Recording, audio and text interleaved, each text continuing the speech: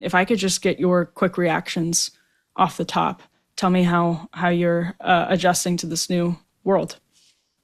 It's hard. This is sad. This is a sad day. It's hard.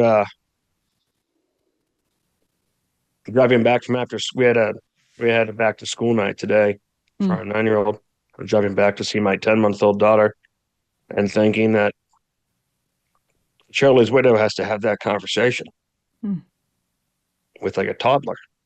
mm, And thinking about, Sarah and I were talking about this earlier, that even though it's always shocking when you see it happen, it happens once a generation. It's not completely unexpected that people try to kill presidents.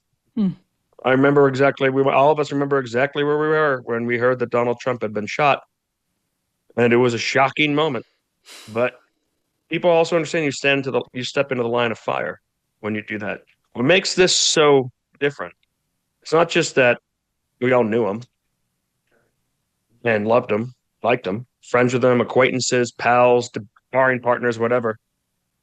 It's that it was so unexpected. What's his wife going to tell the kids that dad went to college and never came back? Mm. It's devastating, and it's people are afraid. I mean, the difference. I mean, what is the bar that he's a public figure? He largely has Republican ideals and Christian ideals. He's not radical. Mhm. Could have been anyone except for the assassin knew Charlie's name because of what he's done. Mm. And I was watching here and the way you've been reacting and the way my co-host and I are reacting, the way my wife has reacted so far tonight. Watching everyone on Fox, the way that they've reacted, everyone has tears in their eyes because they all knew him. They all knew that this was a good man, a kind man, and a sweet man, a humble man, which is like one of the things that shocked me when I first met him. We were hunting, and I assumed that he would be very different because of how famous he was and how successful he was and how young he was. A lot of people get that famous that I young. think They that go actually crazy. humbled him, Chris. I don't know if you saw that, but I actually think he was humbled enormously by fame and success. It was incredible how gracious and kind and soft-spoken he was, and how much he listened to people around him, and how much he cared about people around him. It was just. I did not expect to enjoy his company as much as I very quickly did, Mm. and enjoy his person. And my wife met him in college, and she had some really interesting thoughts on this too. Sarah, I was going to say you and I are the same age as Charlie. Charlie didn't go to college, but you and I graduated from college around the same He went time to and colleges. went to college around the same time. You're a mom, you're a wife. Give us what your reaction is.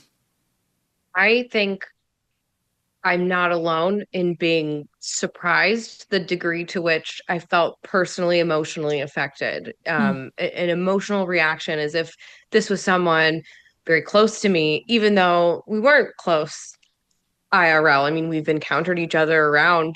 But you posted this, Emily, and I think it summed it up perfectly, is that there are so many people who felt that they knew him mm, because he spent so much of his professional life speaking publicly about everything that was important to him. I mean, he was mm, very open about his values and beliefs, and that created a sort of sense of closeness with someone that even if you didn't know him personally, he was a very, very familiar figure, and the loss feels personal in a way that another politician or someone being assassinated wouldn't affect people that deeply. And I think because there's this sense that he is, in a lot of ways, one of us. He's our same age. He's our ideological peer.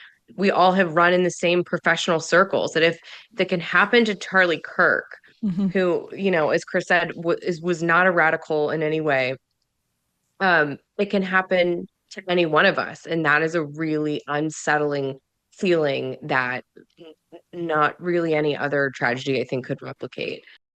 If you are like me, you are definitely looking to support more made in the USA manufacturing this year, which is why I'm excited to talk to you about a warehouse. Whether it's home decor, clothing, or furniture, it's become extremely difficult to find high quality products that aren't made overseas. A recent Forbes report revealed that annual earnings for small businesses across the US have dropped by over 75% since 2023.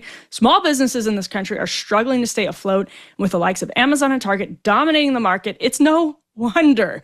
That's where a warehouse comes in, your one-stop shop for artisanal home goods made exclusively by small businesses. With hundreds of products to choose from, they're deeply committed to supporting American manufacturers. Their easy-to-navigate online marketplace lets you browse a wide range of independent makers, and you can feel good knowing that your purchase supports real people and small family-run businesses. A warehouse believes that true luxury isn't about fancy labels or big brand names. It's about the dedication, creativity, and care that goes into every product, and I could not agree more. Help a warehouse hit their goal of supporting over 100 small businesses this year. Head to awarehouseshop.com and use code PARTY for 15% off your first order. That's awarehouseshop.com, code PARTY.